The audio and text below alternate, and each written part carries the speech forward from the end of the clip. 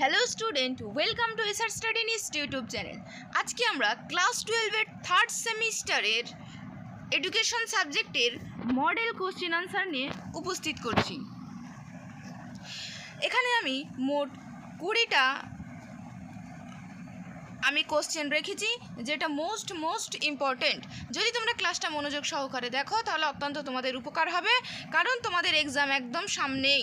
September মাসের পরীক্ষা তোমাদের একদম সামনেই চলে এসেছে, আর বেশি বাকি নেই।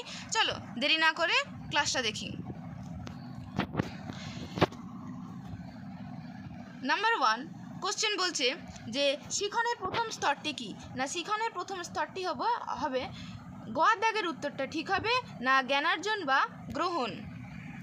2 নম্বরে বলছে মনোযোগের একটি অভ্যন্তরীণ নির্ধারক হলো আগ্রহ।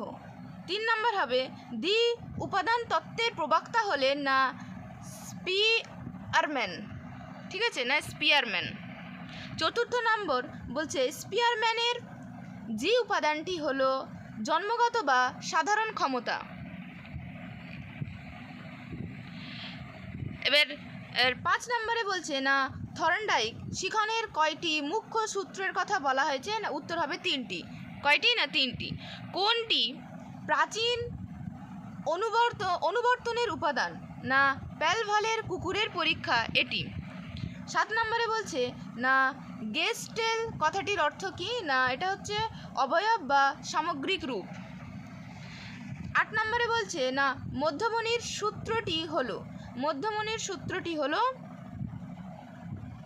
এটা হবে 2 নম্বরটা হবে যে n+2 বাই এরকম ছিল, এটা n+1/2, ঠিক আছে, এটা হচ্ছে এই সূত্র।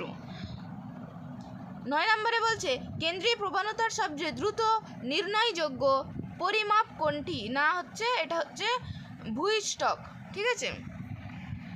10 নম্বরে বলছে সমপার্থক্য বা প্রমিত বিচ্যুতি কিসের পরিমাপক? এটা হচ্ছে রাশিবিজ্ঞানের বিচ্যুতি বা প্রসারণশীলতা।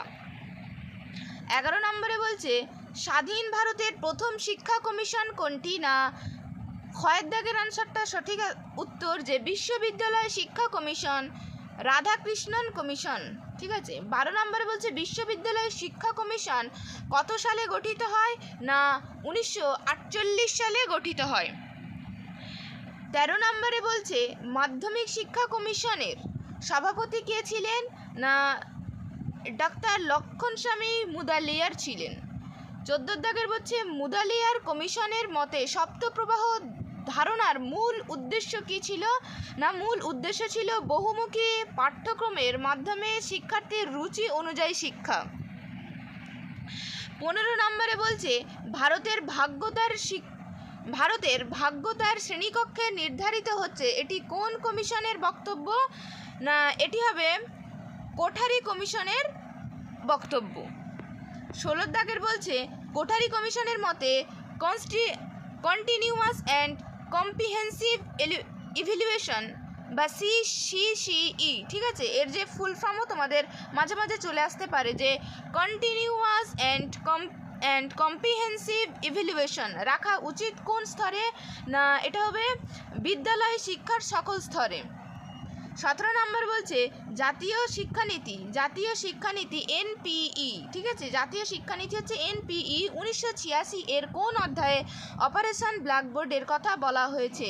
না এটা হবে 17টা হচ্ছে প্রাথমিক শিক্ষার কথা বলা হয়েছে। 18 দাগের বলছে বয়স্ক শিক্ষাকে সামাজিক শিক্ষা বা সোশ্যাল এডুকেশন হিসাবে কে অভিহিত করেন? না হবে মৌলানা আবুল কালাম আজাদ। 18 দাগের না এবার 19 দাগের হচ্ছে বিশ্ব শিক্ষা কমিশন, ঠিক আছে, কত সালে ইউনেস্কোর কাছে রিপোর্ট পেশ করেন? না 1996 সালে ইউনেস্কোর কাছে রিপোর্ট পেশ করেন। এবং লাস্ট 20 নম্বর প্রশ্নটা হচ্ছে যে ডেলরস কমিশনের মতে শিক্ষার কয়টি স্তম্ভ রয়েছে? না এটা যদি তোমরা কমেন্টে জানো অবশ্যই তোমরা কমেন্টে এটার উত্তরটা তোমরা দিয়ে দিও, আমি এটা বললাম না। যদি তোমরা না পারো তাহলে অবশ্যই বলবে, আমি কমেন্টের সাহায্যে তোমাদেরকে উত্তর দিয়ে দেবো। যদি ক্লাসটা ভালো লেগে তাহলে লাইক, কমেন্ট এবং বন্ধুদের মাঝে শেয়ার করতে ভুলো না। এবং যদি এরকম তোমরা কোন রিলেটিভ ভিডিও চাও বা ক্লাস চাও, কোন মডেল কোশ্চেন তোমরা সলভ করতে চাও, অবশ্যই তোমরা কমেন্টে জানাবে, আমরা সেই ধরনের নিয়ে আসার চেষ্টা করব। তো দেখাবে পরের ক্লাসে। Best of luck.